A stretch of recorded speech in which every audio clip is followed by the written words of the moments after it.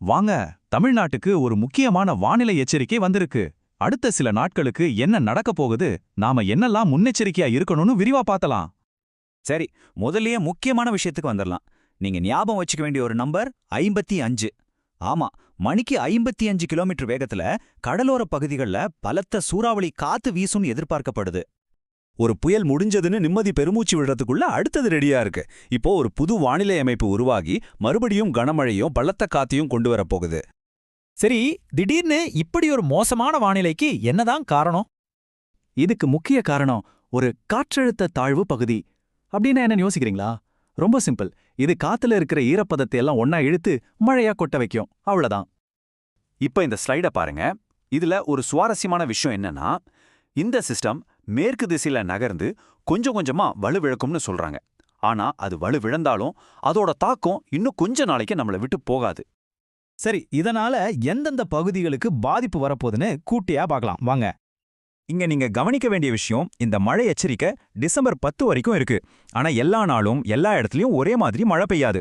ஒவ்வொரு நாளும் ஒவ்வொரு மாவட்டத்திலயும் மழையோட அளவு மாறிக்கிட்டே இருக்கும்.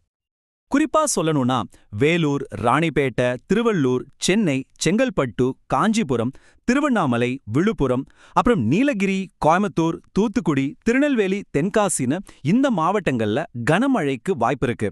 மத்த மாவட்டங்கள்ல மிதமான மழை எதிர்பார்க்கலாம். குறிப்பா டிசம்பர் 6ஆம் தேதி கனமழையோட முழு கவனமும் தூத்துக்குடி, திருநெல்வேலி, தென்காசின்னு இந்த 3 தெற்கு மாவட்டங்கள் மேலதான் இருக்கு. இப்போ இந்த மொத்த அறிவிப்புலயே ரொம்ப ரொம்ப முக்கியமான ஒரு பாதுகாப்பு எச்சரிக்கை. இது நேரடியா நம்ம மீனவ சமூகத்துக்கானது. கேள்வி இதுதான், மீனவர்கள் கடலுக்கு போகலாமா? இதுக்கு அதிகாரிகள் ரொம்ப தெளிவா ஒரு பதில் சொல்லியிருக்காங்க. பதில் இதுதான், செல்ல வேண்டாம். ரொம்ப உறுதியா சொல்லியிருக்காங்க. இது அதிகாரப்பூர்வமான அறிவுரை. தயவு செஞ்சு எல்லாரும் இதை ஃபாலோ பண்ணணும். ஏன் போக வேண்டான்னு சொல்றாங்கன்னா, அதுக்கு காரணம் இந்த டேபிள்ல இருக்கு.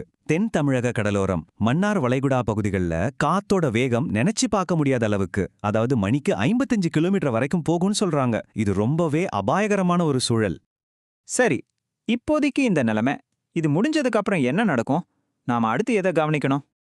சென்னை வானிலை ஆய்வு மைய இயக்குனர் என்ன சொல்றாருன்னா, டிசம்பர் மாசத்துல இன்னொரு புது புயல் உருவாக வாய்ப்பிருக்கு. அதனால இன்னும் கொஞ்ச நாள் கழிச்சு மழையோட தாக்கம் மறுபடியும் அதிகரிக்கலாம்னு சொல்லியிருக்காரு.